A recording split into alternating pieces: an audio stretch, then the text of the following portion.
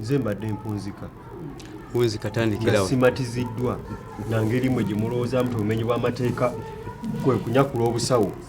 n'okunyakula obusimu. Amaloboozi g'Abannayuganda gagenza okutumbiira waggulu ng'obutemu bufuuse kasomba kaddira. Bwe batta omuntu leero ne wayita ennaku bbiri ne batta omulala ne batta omulala ne bakwatayo abantu ne baddamu ne badda n'ebijambya ne bisirikamu ne bajja n'ejjengo pya kati lya butemu. Ekyo ekibadde ekisinga okuleetera abantu okwemulugunya, so si bubbi bwa simu oba bunyakula busawo, kubanga ne leero waliwo banyakuddeko obusimu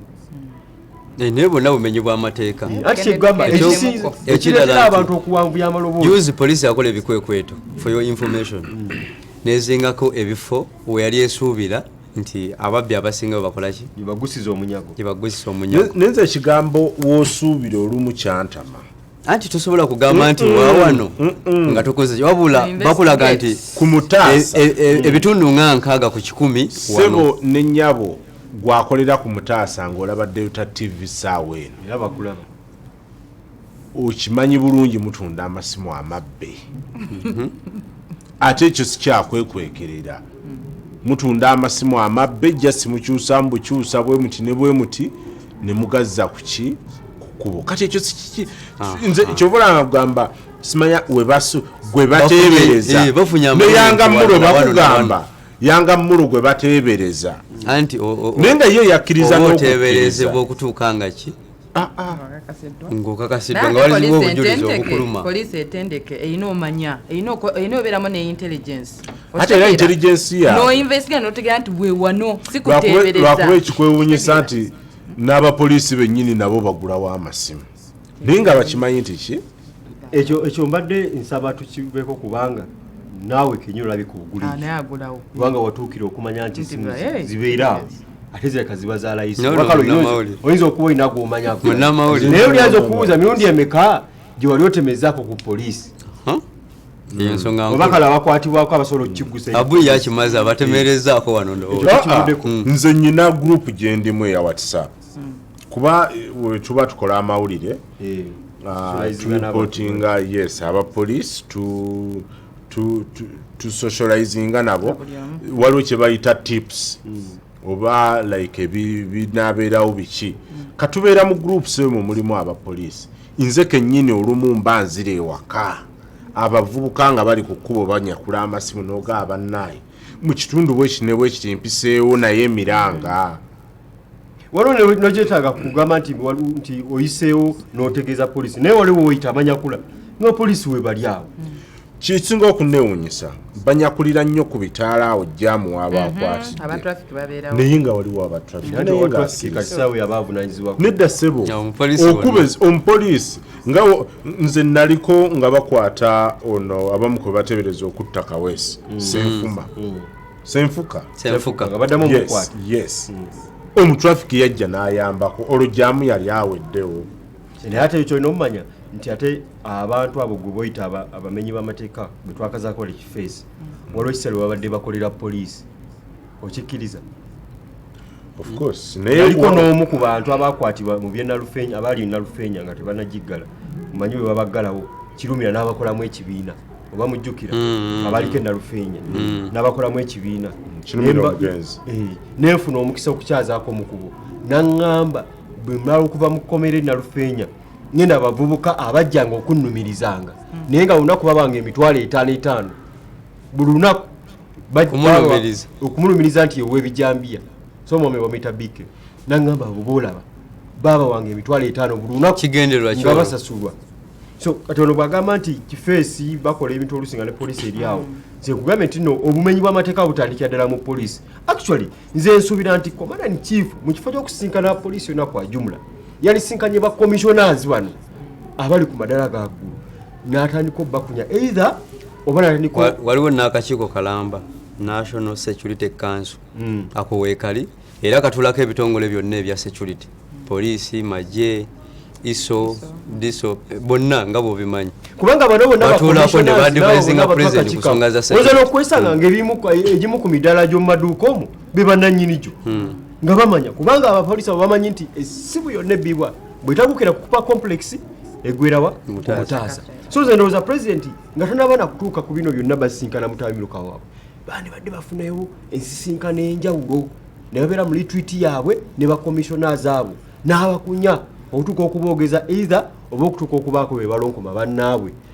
ne beera kawuukulu. Neze ekisinga okunnuma nti mu bintu nga bino byonna nga bibaawo ku Mutaasa awo Cooper Complex bakwata amasimu g'abantu nga mulimu n'amatuufu nga mwewebale nnyo nga mulimu amatuufu oli ng'alina receipt alina buli kimu n'akiragayo nago ne gabukola ki ne bagagatta wamu. So era nze wano wenjagala okujjukiriza poliisi nti mulina abantu be mwateeka ne mu kkooti naye mulimu abantu be mwatwalira amasimu nga balina ebiwandiiko nga balina ekintu mu poliisi kye bayita okukola screening yes ne mu screeningamu nti kati bano balinamu akalandira k'obumenyi bw'amateeka ono tugenza okukebera nga kituufu yabadde mwana wa ssomero naye twamuyoledde mu kikwekweto. Mukole screening abantu abalina amasimu gaabwe agalina ebiwandiiko mugaba we bakole ku ssente naye nga g'amasimu amabbe nago weegali awo ate nabo bennyini bakimanyi nti awo bakola ki wabeerawo amasimu amabbe. Olinamu endowooza nti mu litwiti eno waliwo ebyayogeddwako nga bannamule twabifunye kubanga nze okimu ku kye nadde nsuubire ensisinkano eno kyadde ina oba ekimu ku birubirwa obateekateeka ku lwakalu ka 221 anti tuli ku bumenyi bw'amateeka poliisi ate oyogera 221 anti kugamba wayinza okuba waliyo ebintu ebimu byetusasolina kukavalinga naye nga yebadde pulezidenti yasoose mu kafubo waggulu n'abakulu munda naye tujja kitwalanga bannaye pulezidenti waba ayagala okusinkana abantu abo alina waabasanga asobola bonna obbasa mu ninga entebe era batuula nnyo entebe eyo okitegedde so kati kitu kibuusa amaaso kumanga kibuusa maaso naye nkimanyi 221 ogira omukola waba abaga ensonga zabadde za security 221 era nakyo kimwanguyira ariko oba yabadde atudde n'okutuukako ennaggulu abadde amaze emyaka 10 actually nga tagendako ennaggulu okuva baagizimba so it was okay emyaka emeka 10 okuva baagizimba ennaggulu yali talinyanga mwali mumulabyeyoko era gwe gusoose kati kale kayibula yalinga omusanga jeno kale kayibula amanyi wa yali amusanga ndokukira kayibula naye yali kabaka mu bitundu ensonga ey'akalulu eyo tutwala ku nsonga ya kwekenenya enkala z'abalonzi obwedda hojja oyogera 221 nga toyogera nti oyagala nsonga ennaku era ndoza batwadde 21 21 leo tuyingidde olwokubiri kuvanga 21 paka nga 11 lero olunaku olwokubiri ennaku ezo buli omu azogerako bubwe abamu bagamba nti tezijja kumala naye abantu abamu beerabira nti omwaka oguwedde electoral commission yafulumya road map yaayo era nze nsuubira gyekyagoberera kati nti around November baali balina okutandika okudisplayinga voters register naye bwe bafulumya road map eyo bannabyabufuzi batono nnyo kati bwetuwulira bakayana abaavaayo okukikubamu ebituli n'okutulaga nti zino ennaku ze bataddewo okutandika okukebera enkala z'abalonzi either too early oba kijja kuba too late kati kimaze okubeera nga kitandika okubeera implemented ate bavaayo okukigumira kiyinza okuwaliza kale akakiiko okwongerayo kuba nalabye mukulu talemwanga alina waali nga yakakasa nti ekyo kibaliko kyekituufu ngalaga terina nteekateeka zakongezaayo uho ate bazze babikola nga bitwala kaluka LC wano n'enteekateeka endala nga bazza bongera bajja bongerayo. Naye nze njala okubuuza Munnayuganda kyekituufu ekirina okukolebwa lwansonga nti Abannayuganda mindset yaffe ate tulemeddemu obufirika buno obungi ennyo buno obw'abantu abakyali emabega ennyo. Uganda ggwanga likula ne mindset yaffe eganye okukyuka. Oyagala kukozesa kigambo primitive mu Luganda? Ndo primitive obo tuli mabega nnyo tuba tubakakkanyiza nnyo ne mindset w'omuntu okukyusa obwongo ne bukyuka kubanga primitive ye opposite ya civilization. Endowooza oba eri mindset eri mabega nnyo ye muntu okutandika okutambula n'ekyo ekitambula nti bagambye tukebera weeks 3 etwako nayo jja balaba mu nnaku ezisembayo nga bali ku layini mpanvu twagala nnyo deadline bannayuganda naye banatuwa ennaku enkaaga era tebajja kulinda olunaku olusembayo awo bakole ki we bagenda okusimba layini nti mindset yaffe ekyali mabega nnyo nti gwe omuntu osimba omudde ewuwewaka n'ogaana abaana okguyitamu nina omusanga mu kibuga ng'ayita gumugwa mu kibuga gwe batere nga guliko gukusibya n'okukusibya no trespass damali abadde ajja agoberera nnyo ensonga zino era ne mu press conference waliyo baali balonkinga enteekasooka atubuulire bwe baali balonkinga enteekateeka eyo talemwa omwogezi w'akakiiko k'ebyokulonda ne justice Simon Byabakama biki bye basimbako essira era nsonga bawaaki okusinga justice Byabakama byagamba ekisooka nti munnayuganda yenna kiri mandatory okubeera n'eki ne national ID naye okwewandiisa okulonda its by choice era yagamba abatayagala okukola ki okulonda temwewandiisa naye n'akiteekako essira nti buli amanyi nti agenda kwetanira mu kulonda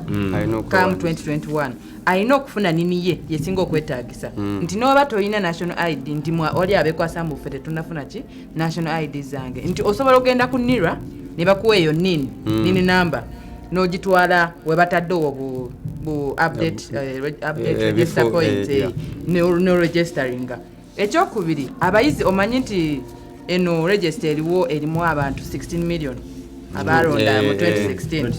naye mu myaka 5 egiseewo abaana abasinga ababadde basoma bawezizza 18 years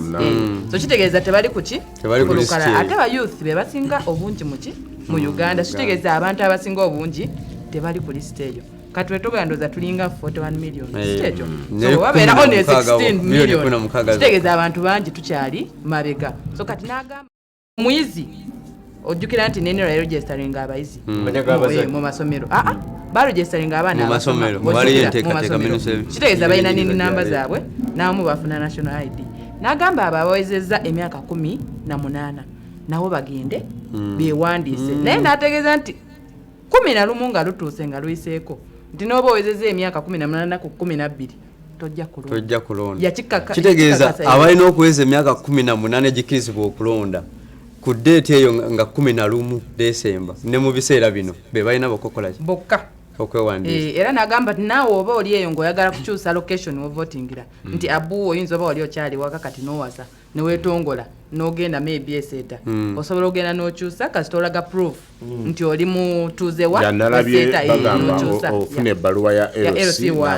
nakusayiningira n'okyusa location wovoting tolaba nti enteekateeka ekiwadde kati ekifaananyi n'omulabi wadde ota TV ne tumujjukizako ku biki ebyakolaki genda mu maaso kakati nze nadde nkyali ku kya mindset y'abannayuganda tyogenda kusanga omuntu nga yakyogera n'alayira n'okulayira nze sijja genda kukebeza nkalala naye ate ng'alemesa bano abakola ki abalyagadde ng'abadiscouraginga nti nze yo simala gendayo so abannayuganda tugende tukebera enkalala gwe buli alina kubanga bagamba nti onooba toli ku lukalala oyinza obutafuna mukisa gulonda ate abo abatayagala kugenda be baweza batubbye zekyantama agenda akalulu ne kaggwa ne balangirira omuntu awangudde ate alonda yakugamba nti banzibye bw'omubuuza walonda takuddamu n'atuuka n'okugamba nti mu mutima aba akimanyi ng'era mulyaga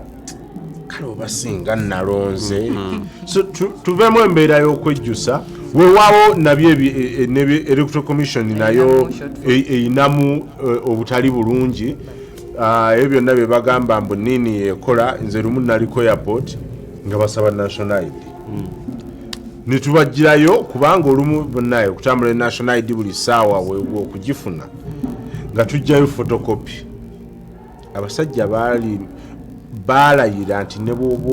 ne bwoba nini ogisoma ogijja mu moto ne tugiteekamu twagala origino so olumu ndowooza system ndowooza naye ekyukemu data center nti oli bw'aleeta national ID ate sikinetagisa kutandika kufiiringa buli wamu yes national id kasitojjako nini n'ogiyingizaamu mu system ojja kuyiwa buli ekyogera ku lubo Abubakari nga bwe kiri wali ku internal affairs of late bw'owaayo nini bwe bagiteekako mu kompyuta ereeta buli kimu soba waayo nfu bategeera nti si yeggwe so ekiri wali ku internal affairs artist balina oyagala okimanya nti bino ebintu babirina naye ndowooza olumu bagaana bugaanyi bikola ne badda mu kutulumya omutwe kubanga ennaku zino oba onookavalinga omukolo gwonna oguli international mu ggwanga lino olina okubeera ne national id naye otuuka wali n'ofiiringa fomu ne gye baakuzaala n'ofiiringayo neera naakusaba national id eri original alabeko n'ogimuwa process erina okubeerawo naye tutambulire ku speed abalala kwe bakola ki alisiko tulina okuba nga tutambula nti bowe babanga baagala okebe driving permit yo ajja kunyigamu bw'ati byereete alabe nti ono ampadde ennamba nfu oba sinfu we bafunira bikola naye we batafunira nnyo tebikola ki tebikola wabeerawo ebiseera katandikira ku kino nze konsani gye nnyina mpozi n'akakiiko k'ebyokulonda nalabye enteekateeka eno bataddewo biliyoni 3 mwezi yenteekateeka gye zigenda okumalawo naye bw'otunuulira nti bakyalinamu obunafu nze konsani yange eri ku bunafu mu kulanga oba mu kutegeeza abantu kubajjukira obwo nabo buvunaanyizibwa bwabwe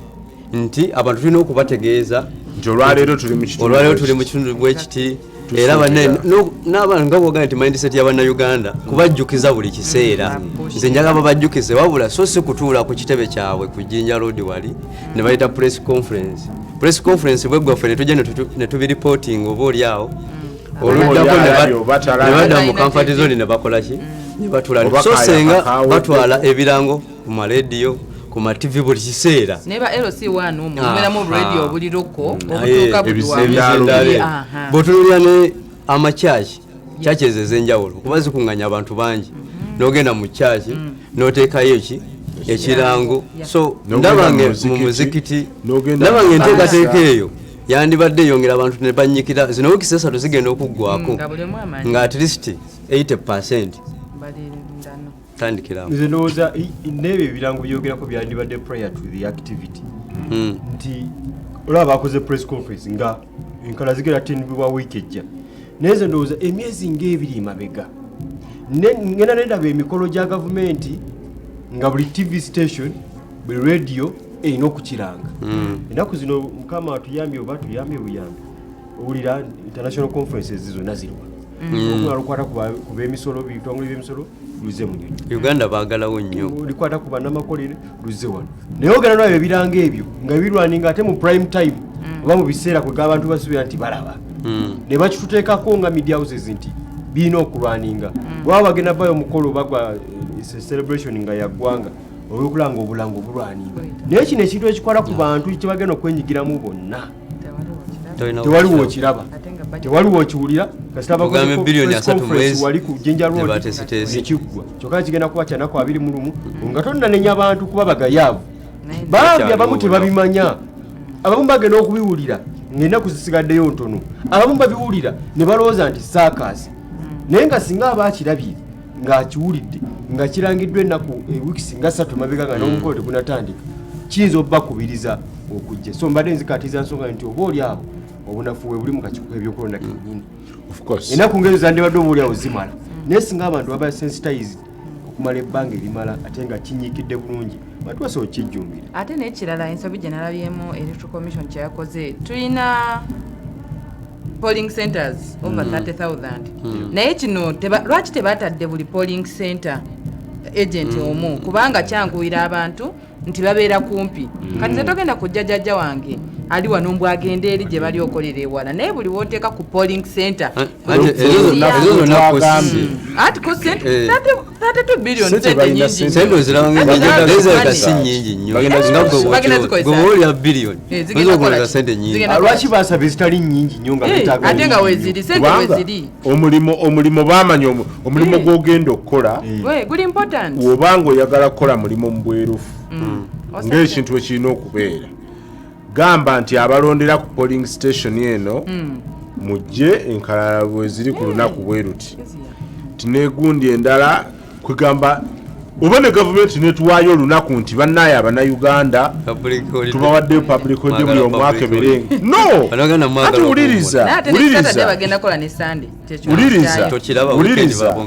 wuliriza kubanga omuntu ajja kugamba waliwo abantu nga bo bakola lwamukaaga na sande ng'ennaku ze basinga okukola father tagenda gaana agenda kusomesa mu misa kituufu kyogera lwa abantu abakola ku sande n'olwomukaga ennaku zonna nga bakola ng'awummulamu yeefirizayo kadde n'akola ki n'awummulamu naye buli lwotafaayo nnyo kuba okukkirizibwa okulonda oba omuntu okulonda obukulembeze bw'oyagala olina okukiwaayo akadde n'omanya nti kaneefiriza olunaku olwaleero ngende mmalirize kino nsobole okulonda omukulembeze gwe njagala buli kintu kigenda nakwefiiriza kyekiri kyekugambye nti abantu kati tebakyalina bugayaavu ono bwagamba ku kino ekyokulonda buli omu akyesunga nga mbaga so nze nsuubira nti singa abantu babeera sensitized ekyegenze ewala ate mu budde tebatagana bakubiriza ate nze kyekino kyenagambye oba oyagala okukola ekintu ekiri mu bwerufu lwaki toteekawo embeera yaki y'obwerufu nekiri kyobadde olete kya ssente bwe babanga ebitongole nga polisi bibadde bisaba supplementary budget ne bisimana classified expenditure ne babawa ssente nga n'ebibala byetobira okujjako okumalira mu kifo ekisooka mu bitongole ebisinza otulugunya eddembe ly'obuntu nga byebasinza okukola ne babanga ssente bazibawa kino ekigenda okugasa eggwanga lyonna okukyusa oba okuleetawo andi kati awo omugugu oguza bule mugisa ku palamenti yeeyisa budget bano kyemmanyi bawandika proposesooka kukubuuza tolowooza nti zowaayo palamenti zeeyisa palamenti ejja kutunulamu egambe ne budget yaffe okusinziira ku sente weziriwo n'ebirala byetaaga ne bagafuga tukusazeeko biliyoni bweziti gwe tulowooza nti zebawandika zebasaba zebayisa basaze nga bajja basaba era sapulima ne babongera naye nga babasalira ne bajja ne basaba ezo nyongeza ne babongera ebitongole ebyenjawulo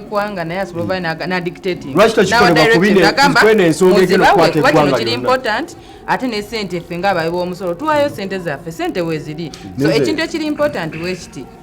newe kiba kikostinga sente nyingi sente zo weeziri pozi nekyaya kyetulabiddemu wadde kale tunenya electoral commission naye n'aba opposition nabo balina omulimu mungi okukola mu bino ebigenda mu maaso kuba oba olabye ebigenda mu maaso FDC eri wali enoonya zimikono Bobi Wine uli yabadde agenze bweru kunoonya sente muntu alina oba yabadde wanga alonkinga office ono akena wa UPC yabadde yiri eri naye lwaki aba opposition bonna nabo tebaparticipatinga mu kuinformi omanyi nti buli opposition parties balina offices ku grassroots lwaki tebayita mu bantu baabwe nabo ne beetaniramu ne bakunga abantu baabwe ne batuuka buli wamu ne bakozesa abo ba leaders abali ku grassroots ne bainforminga abantu kati mujjukira nti aba LC1 abasinga ba NRM mukimanyi ekyo so it's easier abo ba LC1 okukunga abantu baabwe it's very possible naye kati aba FDC nabo oba DP oba bamuntu abo bonna abaregister lwaki nabo tebagenda ku grassroots ne bakunga abantu ne bamobilizing abantu ne bagenda ne bewandiisa kwa kino kiri important balina kukwatira wamu bwana ba stakeholders twabawuliddeko bavayo mu biseera bya bululu oba lwe babaweramu ne babanyigamu awo ne batyatyamu ekyo ekintu kiri important kirinaako side woba oli kukunga abantu ba registering for votinga sikibi gavumenti esobola kublockinga naye bajjawo ngaekibi weekiri lwaki teffena tetukwatira wamu all of us abamuli ogwaffe tugukoze tuyita nga tubeerasho nga tuziteekawo osegeera naye honorable Kyagulanyi Dr. Besigye Lord Mayor n'abalala bwe banaakwata ne bagamba nti mpise lwale ekkubiriza abantu bange kuba nti bagenda bakebere ku nkalala banaabakkiriza naye kyetaagisa lwali bw'anaatambula ku kyalo agende ngajjukiza yenooza yatandikako funandaga muntu genda wewandiise fayini ye yajja akubirizaako naye nebino ebirala bina okuvaayo anti kakati tayimu eno si byafunandaga muntu byakebera nkalala oyinza okuba oyina ndagamuntu osobola banandaga mukolaki nogenda wali bana abebizike bamenye eziwerako naye ndaga muntu si eronda era kulimba mbo okukujjako ndaga muntu yabagenda kyenkugamba nti bafunye endaga muntu naye ayinza okuba weagala okulondera siwakola ki siwaali so kitegeeza nti agende ng'ayita ku byala ajjukiza abantu bamuwa olwo olukusa kyebasobola okukola anti asawandikira polisi the point yange abadde bwetu olaba ngakangende ne DP oba FDC balina ba local leaders officers mu communities so lwaki tebayitamu abo abantu kwajukirawo baba bamanyi abantu baabwe oyitiramu abo abantu ye n'agenda nga akunga abantu tekyetagisa bubweni kugenda embaali naye nga ekintu ekisinga obukulu waliwo bannabyabufuzi abo bookako okugamba abantu bagende nga bakola buli kimu amazima gali nti electoral commission yabamalamu essuubi era ne bino byennyini bye bagamba okukebera enkalo okukola ki bo abamu balabanga na byakikuumanzi electoral commission ki electoral commission eriko ng'ekitongole anti mwizo zaabulamu n'ogamba eriko oba eri eyavaako omulebe wa Delta TV awo tugenda okutandikira nti gwali eyo ekitongole ky'akakiiko k'ebyokulonda okyakiinamu essuubi era essuubi lyo oliyina kwenkanawa kuba ebiseera ebisinga tuzenga tulaba batubbye afuuka batubbi juzi ne mu by elections twalabako obululu obwali obukube bwe bakwata so akakiiko k'ebyokulonda ddala katuukiridde oba kalina bye kalina okutereeza okulaba nga bannayuganda bonna bakakkiririzaamu awo tugenda okutandikira nga tuvudde mu kummulako